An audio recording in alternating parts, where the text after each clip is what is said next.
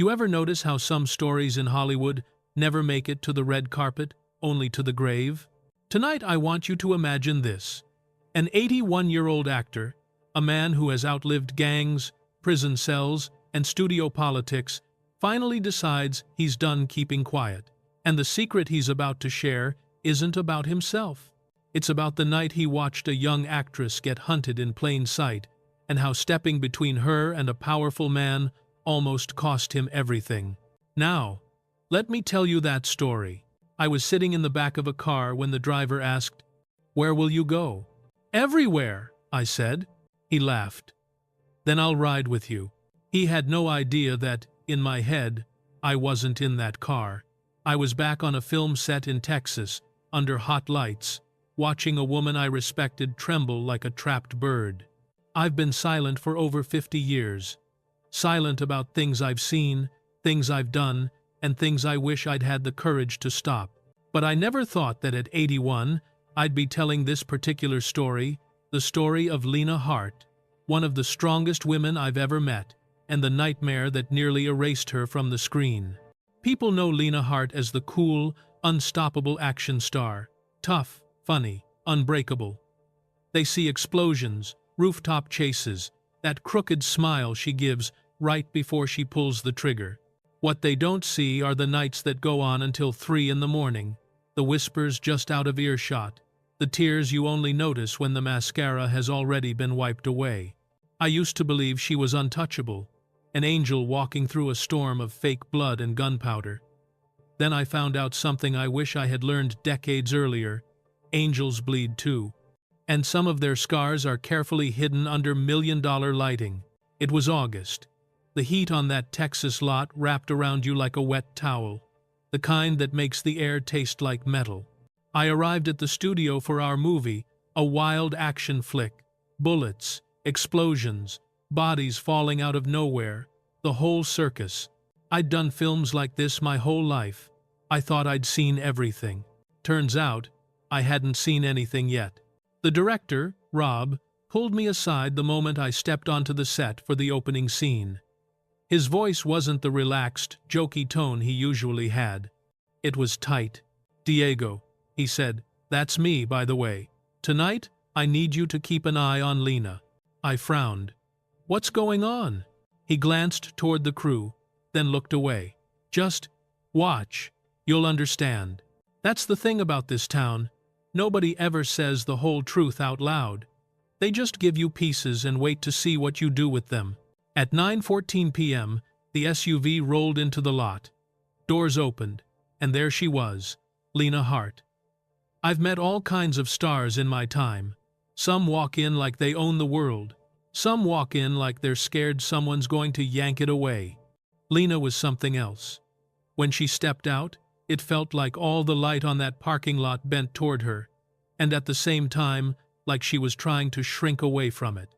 She smiled. She said hi to the crew. She joked with the makeup girl. To most people, she looked perfectly fine.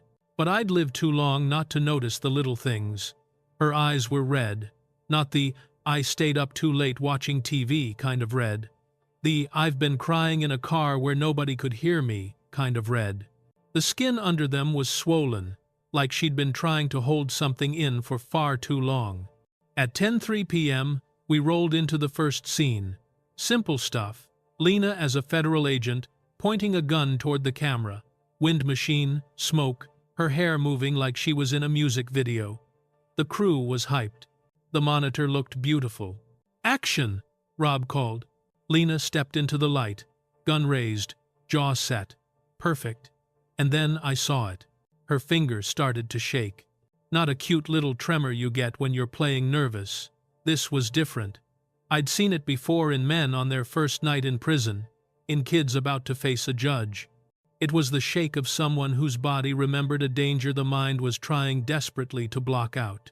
She held the gun steady as best she could, but every time the male actor at the far end of the set moved closer, the one everyone called Victor Cole, her shoulders flinched. Just a centimeter, just enough. The sound of his footsteps on the concrete made the color drain from her face. Most people wouldn't have noticed, but I did. During a break, I went looking for Rob behind a line of storage containers. That's when I heard it, a broken sound, like someone trying not to be heard while falling apart. Labored breathing, a quiet, strangled sob. I turned the corner and found Lena pressed against a metal wall, one hand over her chest, the other covering her mouth. She looked like she was trying to keep her heart from escaping her ribs. She flinched when she saw me. Not in embarrassment, not like, "Oh God, you caught me crying." It was the flinch of a small animal that's been kicked too many times and doesn't yet know who's safe. "You all right?" I asked gently. She didn't answer right away. Her gaze slid past my shoulder, out into the shadow near the back of the lot. There, in the half-dark, stood Victor Cole, hands in his pockets, a faint smile on his lips, eyes locked on her like she was something he owned. I've been to places where the law barely exists. I've lived around men who could hurt you without blinking. And I can tell you something. There's a kind of look you never forget. Cold, patient, certain. The look of a man who thinks consequence is for other people. I'd seen that look before. I was seeing it again. "Lena," I said softly, "talk to me. What's going on?" She took a shaking breath. Her voice came out quiet, like every word weighed a ton. "Diego, have you ever had to stand next to someone whose voice alone makes your whole body want to run?" I didn't answer right away. What was I supposed to say? Yes, in a yard surrounded by razor wire? That wouldn't have helped her. I just asked the only question that mattered. "Are you afraid of him?" Her jaw clenched. She bit her lip like she didn't even want to give the fear words. Then she whispered something that made the hairs on my arms stand up. "The first night I met him," she said, "he told me if I didn't obey, he could make this town forget I ever existed. No drama, no exaggeration, just the plain, ugly truth." Before I could say anything, someone yelled for her to come back to set. She wiped her face, straightened her shoulders, and walked back into the light as if nothing had happened. But something had its claws in her. And now, whether I liked it or not, I was holding on to one of those claws too. That night, we moved to an indoor location warehouse number 4. It was past 1 in the morning when we set up. The air inside tasted like rust and dust. The walls sweated with old heat. The kind of place where secrets feel right at home. Lena arrived late. Her shirt was damp at the shoulder, like someone had grabbed her with a cold, wet hand. She avoided my eyes, rushed into the makeup room, and shut the door.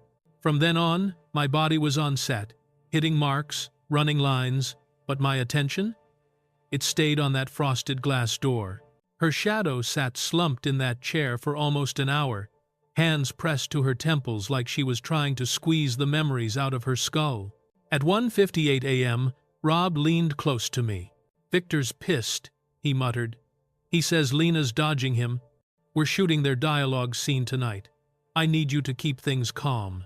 I snorted. "Calm? We're in this business. When's the last time anything was calm?" He put a hand on my shoulder. His fingers were trembling. "Diego, don't escalate tonight. You don't understand.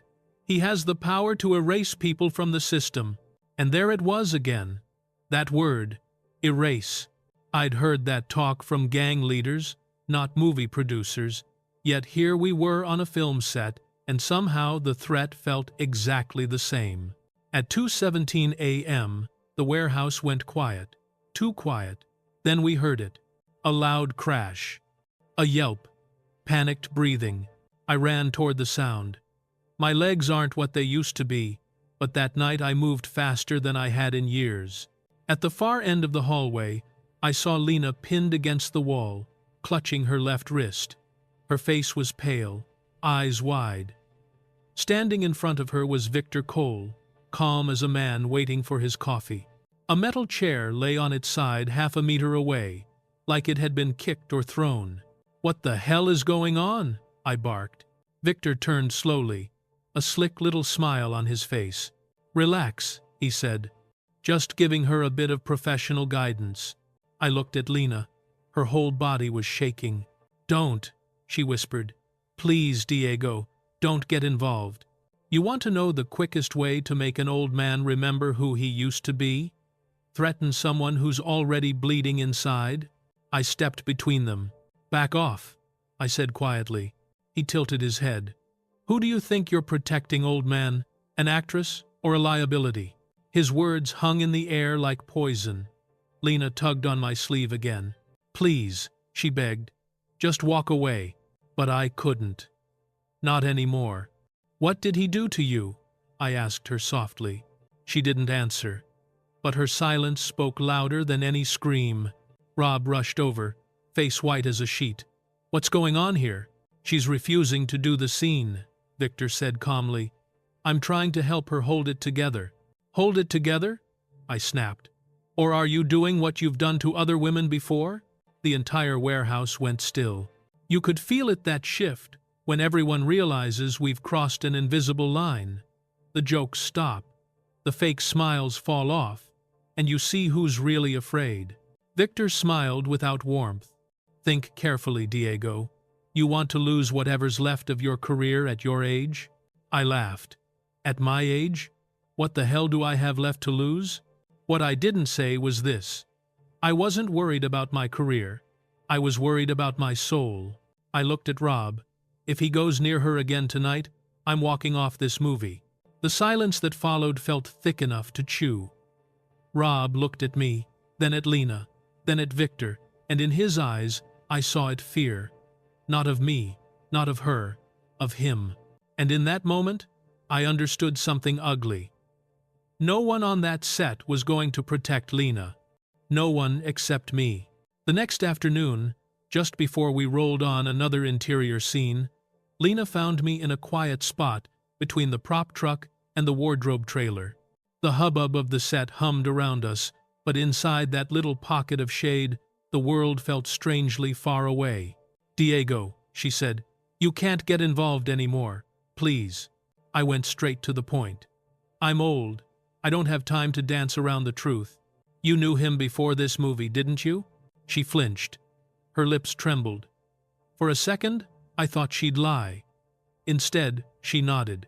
In 2006, she whispered. Before anyone knew my name, I auditioned for a big series. Victor ran the casting session. She paused. Her throat worked like the words were made of broken glass. What happened that day, she said, went way beyond acting. It never made it into any report. It was never written down. They made sure of that. My blood started to boil. Not because I didn't already suspect, because she had to say it out loud, with that look on her face, the face of someone who had been forced to survive in ways most people can't even imagine. Did you tell anyone? I asked. Studio? Agents? She let out a bitter, humorless laugh. They told me, she said, some things are better left forgotten if you want to survive. That sentence made my stomach turn. In the places I came from, at least people admitted when something bad happened. In this business, they don't just hide it. They wrap it in gold, lock it behind contracts, and call it moving on. Then why are you here? I asked. Why work with him again? Why not stay away? She looked me dead in the eye. Because I thought I'd gotten stronger, she said. I thought time had buried it. But seeing him again, I realized something worse. Some fears don't live in people. They live in your memory, and they never age. That line hit me hard, because it was true. There are ghosts that never grow old. They just find new ways to haunt you. But that's not all, she added quietly. There's something else, something I'm ashamed of. I shook my head. I don't care what you did to survive. I only care who's threatening you now. She swallowed hard. After that casting, she said, I was broke, scared. I thought he could help me get back on my feet. I leaned on him for a while. I didn't love him, but I trusted him. Stupid. He took advantage of that, and there's footage. From that time, messy, vulnerable, he kept it, and he knows exactly how to use it. A cold wave washed over me. When do you think he'll use it? I asked. He already has, she replied, the day I refused to do the scene with him. He leaned in and whispered, Don't make me remind you about the old footage. Suddenly, everything clicked. The trembling, the tears in the makeup room, Rob's fear, Victor's calm, smug confidence. It wasn't just fame or reputation backing him, it was leverage. The dirtiest kind. But the part that hit me hardest came next. "Diego," she said, voice barely there, "he doesn't actually want the video. He wants you." I turned. "Me? For what?" "He knows that as long as you're standing next to me, I won't be scared of him anymore," she said. "And he hates men who stand up for women. He told me, if he keeps getting in the way, I'll erase him next." In that instant, I felt something I hadn't felt since I walked out of prison decades ago, a phantom hand closing around my throat. Not because I was afraid of losing work, because I finally understood. She wasn't just being threatened, she was being hunted, and now, so was I. That night, when I returned to my trailer, the light outside flicked on. A shadow slid across the pavement, long and sharp like a knife. A knock. I opened the door. Victor leaned against the frame, that same infuriating grin on his face. In his hand was a small USB drive. "Thought you might like a bit of history," he said, dropping it onto my table as he stepped inside like he owned the place. "Why target me?" I asked. "This isn't about me and you. It's about you and her." He smirked. "You're wrong, Diego. The second you stepped between us in that warehouse, you picked a side. And I don't share the stage." "You've got her past in your hand," I said, nodding at the USB. "And you've got my record in your pocket. You think that makes you powerful?" He locked eyes with me. No smile now, just a chilling calm. "No," he said. "Power is knowing that no matter what you say, no matter how loud you scream, no one will believe you." He turned to leave, then paused at the door. "Tonight," he said, "was just the opening scene. If I feel like it, I've got a whole movie ready to destroy you both." When he walked away, the silence he left behind felt heavier than any threat I'd ever heard. The next morning, the air on set felt wrong. Like the faint smell of smoke after a fire you didn't know had happened. People looked at me differently. Some avoided my eyes. Others stared at Lena with a strange mix of pity and disgust. A couple of the lighting guys huddled together, watching something on their phones, quickly flipping the screens down whenever I came close. I found Rob. "What's going on?" I asked. He exhaled like a man about to confess something terrible. "A clip leaked last night," he said, "of Lena. It's bad." He handed me a tablet. I hit play. On the screen, I saw Lena in a hallway on set, yelling at a crew member. He stumbled backward into a pile of gear, crashing into metal boxes. She turned away, her voice ringing out, "Don't touch me. I warned you once already." And then she stormed off. If you didn't know anything else, it looked awful, like she'd lost control, like she was a danger to the crew. But I'd been there. I knew what actually happened. I knew something was off. "The guy who filed the complaint," I asked. "What's his name?" "Matt Cole," Rob said quietly. I laughed bitterly. "Let me guess. Related to Victor, or working for him?" Silence. That silence told me everything. The production called an emergency meeting. The room filled with cast, crew, department heads. At the front, Rob stood beside Matt, who now wore a neat little bandage on his shoulder like he'd barely escaped a war zone. "This is serious," Rob began. "A crew member says he was assaulted. We've all seen the video. Until things are investigated. We're suspending all scenes involving Lena for the next 2 days." Lena shot up from her chair. "I didn't do this," she said, voice cracking. "That clip is edited. It's not what really happened." A woman from sound crossed her arms. "We all watched it. It looked pretty clear." "I always thought she was intense," someone else muttered. "Didn't know she was aggressive." The buzz in the room grew louder, uglier. Lena turned to me. Her eyes were wild, desperate.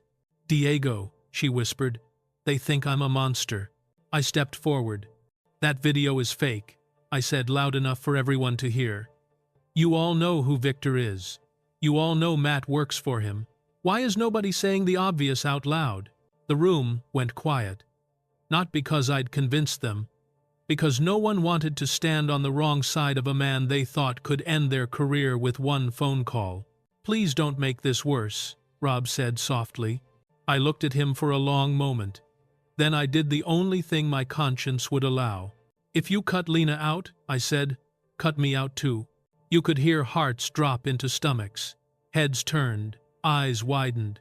Some people looked impressed, others looked terrified.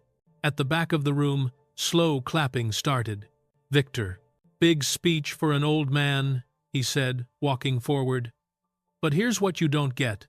Diego, this game was never built for you to win." He turned to Lena, the smile returning. "You're not being cut because of your mistake," he said. "You're being cut because you thought you could fight something bigger than you." He was almost at the door when it happened. A voice came from a dark corner of the room. Small, shaky, but clear. "That video, it's not real." Every head whipped around. Standing near a stack of cable bins was Maya, a 20-something camera trainee most people barely noticed. Always quiet, always doing her job, never in the spotlight. "Repeat that?" Rob said, stunned. She swallowed hard, hands trembling, but she kept her eyes on Victor. "I was on second unit camera that day," she said. "I was 3 meters away from Lena. I saw everything. She never touched Matt. He slipped on a wet patch and fell. Afterward, Victor took my camera to review the footage. When I got it back, part of it was missing." The room buzzed like a disturbed hive. Victor stepped forward, laughing softly.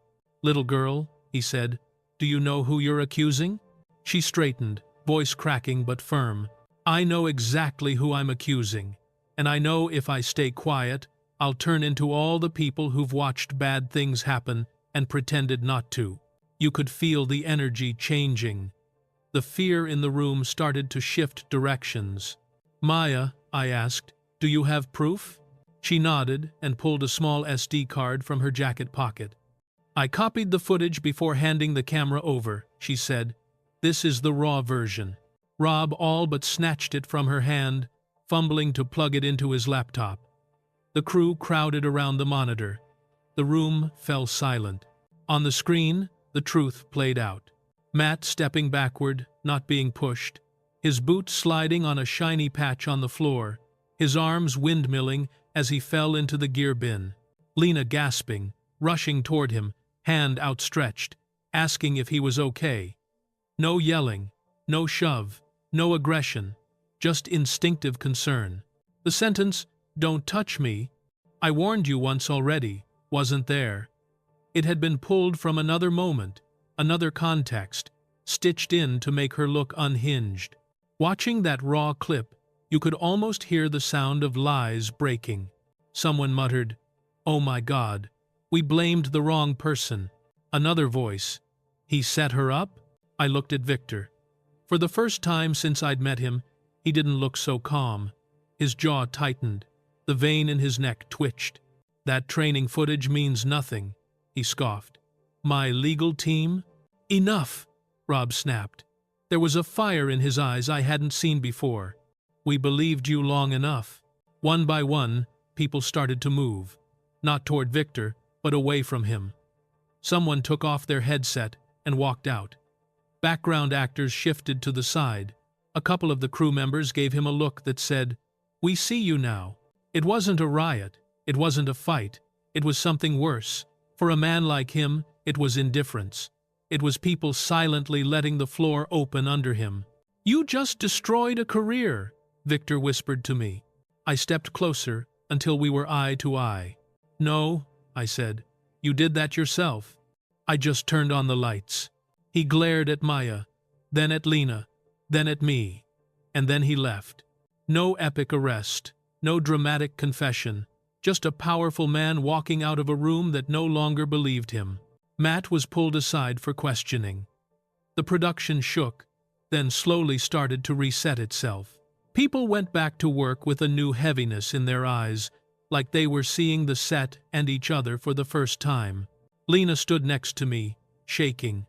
Her eyes were wet, but this time the tears looked different. Not just pain, something else mixed in, relief. When this started, she whispered, I thought I'd lost everything. My name, my career, my reputation. But today, I realized I still have one thing. Me? I joked weakly. She smiled and shook her head, pressing her hand against her chest. I still have myself, she said. No more fear, no more silence, no more letting somebody else pull the strings. I looked at her, really looked. Not as the action star, not as the woman being hunted, but as a warrior who had walked through something most people will never understand, and somehow, was still standing. You're stronger than you think, Lena, I said. She squeezed my hand. I'm strong because someone believed me, she said, when the whole room turned its back. When we stepped out of that meeting room, the Texas sun was blinding. For the first time in days, it didn't feel like a spotlight ready to burn us. It felt like something else. A new scene. We walked back to set. The cameras were being reset. The crew was quieter, more thoughtful. No more whispers, no more mocking looks, just a strange, heavy respect hanging in the air. I put a hand on Lena's shoulder. Come on, I said. We still have a movie to finish. This time, when she stepped into the light, it wasn't as a woman trying to prove she was tough enough. It wasn't as a victim trying to stop a rumor. It was as someone whose truth had already done the talking for her. So if you're watching this right now, I want to ask you something. How many times do you think this story has played out in rooms we never see? How many careers have been bent, broken, or buried under threats, edited clips, and, better left forgotten conversations? And more importantly, how many people stayed silent because they thought no one would believe them? If there's one thing this old man learned that night, it's this. Power isn't just about money or status. It's about who gets believed. And sometimes, all it takes to shift that power is one person willing to say, I was there. I saw what really happened. So, tell me, if you were in that room, would you have stayed quiet, or would you have been a Maya? If this story hit you in the gut even a little, do me a favor. Hit that like button. Share this with someone who still believes Hollywood is all glitter and smiles, and subscribe so you don't miss the next time we peel back the curtain on what really goes on behind the scenes. Because as long as I've still got a voice, I'm done being quiet.